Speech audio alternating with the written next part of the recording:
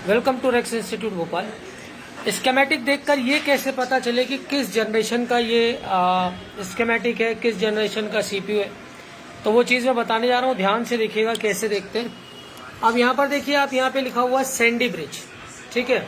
अब Sandy bridge के यहाँ पर अगर लिखा हो आरेंडल, या लिखा हो एल्डर लेक, या लिखा हो रैप्टर लेक, या लिखा हो यहाँ पर मेटियोर लेक, एरो लेक, तो स्केमेटिक देखकर आपको कैसे पता चलेगा कि किस जनरेशन का ये स्केमेटिक है और कौन सी जनरेशन का इस पे सीपीयू लगा हुआ है। तो आइए चलते हैं, मैं बताने जा रहा हूँ। अब सबसे पहले आप देखिए, मैं सारी जनरेशन्स बताता हूँ, एकदम सीधा रखना, हिलाना बिल्कुल नहीं। तो सबसे पहले अगर हम बात करें अगर 17th जनरेशन की, तो 17th जनरेशन का स्केमेटिक खोलेंगे। जैसे ही आपने खोला, यहाँ पर सैंडी ब्रिज लिखा है, तो यहाँ पर लिखा होगा क्या, पैंथर लॉ। क्या लिखा होगा, panther law. 17th generation panther law. 16th generation आप खोलेंगे तो 16th जनरेशन में लिखा होगा लूनार लैक।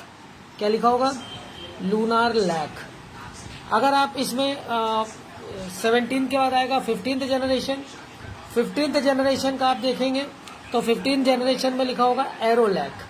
क्या लिखा होगा, एरो लैक। अगर मैं बात करूं 14th जनरेशन, तो 14th जनरेशन में लिखा होगा मीटियोर लैक। क्या लिखा होगा, मीटियोर लैक। अगर हम बात करें कि 13th जनरेशन, तो 13th जनरेशन में क्या लिखा होगा, रैप्टर लैक। क्या लिखा होगा, रैप्टर लैक। अगर मैं बात करूं इसमें आपके 12th जनरेशन की, तो 12th जनरेशन में क्या लिखा होगा, एल्डर लैक। अगर हम बात करें ऐसे ही आपका फिर 11th जनरेशन स्केमेटिक देख के कैसे पता चलेगा, तो ये होगा, यहाँ पर लिखा होगा टाइगर लैक। क्या लिखा होगा, टाइगर लैक एच।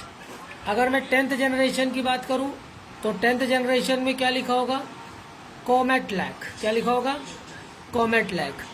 अगर हम बात करें इसके बाद 9th जनरेशन की, तो 9th जनरेशन में क्या लिखा होगा, कॉफी लैक। क्या लिखा होगा, कॉफी लैक रिफ्रेश। अगर मैं बात करूं 8th जनरेशन, 8th जनरेशन में क्या लिखा होगा, 8th जनरेशन में लिखा होगा कॉफी लैक, एस लिखा होगा। 7th जनरेशन की अगर हम बात करें तो लिखा होगा केबी लैक।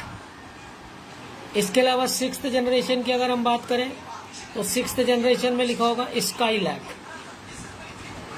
5th जनरेशन की अगर हम बात करें तो 5th जनरेशन में क्या लिखा होगा, ब्रॉडवेल। क्या लिखा होगा, ब्रॉडवेल। 4th जनरेशन की अगर हम बात करें तो 4th जनरेशन में क्या लिखा होगा, हैसवेल। क्या लिखा होगा, हैसवेल।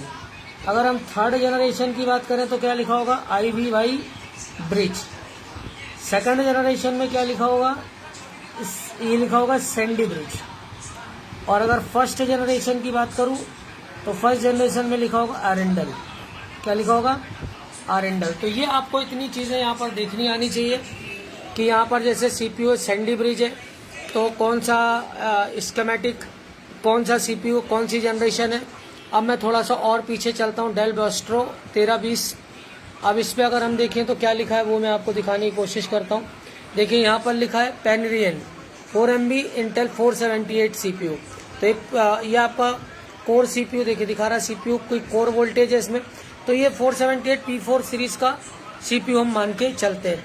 तो ऐसे आप जैसे अलग अलग स्कीमेटिक्स में देखेंगे, यहाँ पर सैंडी ब्रिज है, सैंडी ब्रिज के बाद क्या लिखा होगा, यहाँ पर अगर यहाँ पर लिखा है एल्डर लैक तो 12th जनरेशन हो जाएगा।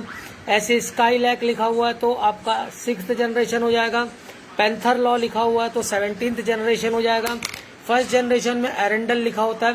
तो ये पूरा स्कीमेटिक किसको बिलोंग कर रहा है, किस जनरेशन को, यहाँ से आप देख के पता कर सकते हैं जो सीपीयू के ऊपर लिखा हुआ है। तो ये Panther Lake, Lunar Lake, Arrow Lake, Meteor Lake, Raptor Lake, ये सब आपको चीज़ें पता होना चाहिए कि कैसे देखना है। इसका आप चाहें तो स्क्रीनशॉट ले लीजिए। ये स्क्रीनशॉट मैंने यहाँ पर लिख दिया पूरा कैसे क्या है। तो आपको ये सारे स्कीमेटिक खोलते ही जनरेशन्स आपको सीपीयू की और schematic belongs to which generation, ये आपको क्या हो जाएगा, इसमें क्लियर हो जाएगा। तो ये देखिए 1st generation, 2nd generation, 3rd, 4th, 5th, 6th, 7th, 8th, और फिर यहाँ से देखेंगे आपको 9th, 10th, 11th, 12th, 13th, 14th, 15th, 16th और 17th जनरेशन तक ये पूरा लिखा हुआ है। पैंथर लॉ से लेकर सारी चीज़ें 17th जनरेशन है। तो 17 जनरेशन तक अवेलेबल था। तो ये चीज़ें मैंने आपको बता दी है, इनको आप देख लीजिए और स्कीमेटिक खोलते ही आपको ये सारी चीज़ें क्लियर हो जाएंगी कि कौन सी जनरेशन का ये आपका CPU इस मदरबोर्ड में लगा और ये स्कीमेटिक किस जनरेशन से संबंधित है। ऐसे वीडियोस के लिए आप हमें कॉल करते रहिए, हमारे वीडियोस को देखते रहिए और कोर्सेज के लिए आप मुझे कॉल कर सकते हैं। Thanks for the watching. और इसका स्क्रीनशॉट लेके रख लीजिए ताकि आपको स्कीमेटिक में ढूंढने में कोई दिक्कत ना हो। Thanks for the watching.